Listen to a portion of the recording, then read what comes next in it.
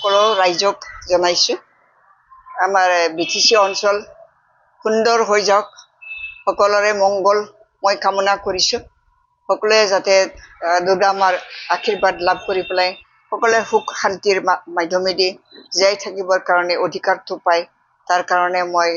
দুৰ্গা মাৰ ওচৰত মোৰ প্ৰাৰ্থনা জনাইছোঁ সকলোৱে সুখত থাকক সেইটোৱে মই কামনা কৰিছোঁ আমাৰতো নতুন চৰকাৰ কৰিবলৈ গৈ আছে আমাৰ 5টা গ্যাৰেণ্টি আমি ঠিক কৰিছোঁ দলে ঠিক কৰিছোঁ সেইমতেতো মানে ৰাইজৰ কাৰণে চিন্তা কৰি পেলাই এই 5টা গ্যাৰেণ্টি কৰা হৈছে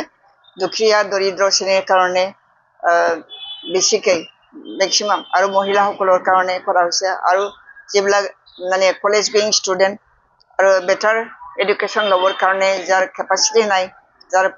পৰিয়ালৰ কেপাচিটি নাই তেওঁলোকক আমি সহায় কৰিম বুলি আমি প্ৰতিশ্ৰুতি দিছোঁ সেইমতে নতুন চৰকাৰ বনোৱাৰ পিছত সেইটো আমি অগ্ৰাধিকাৰ দিম তাত আজি ইনভাইট কৰিবলৈ গৈছে মানে আমাৰ চিঠি বধাই মানে ঠিক হৈ গৈছে মানে সকলো আমাৰ অসমত যিসকল বিশিষ্ট ব্যক্তি তেওঁলোকক ইনভাইট কৰা হ'ব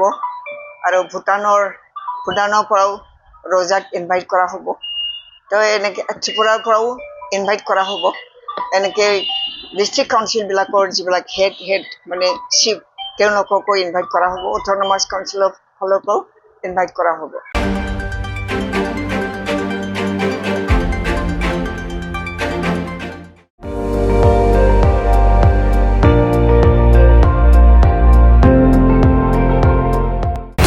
আপুনি চাই আছে ND24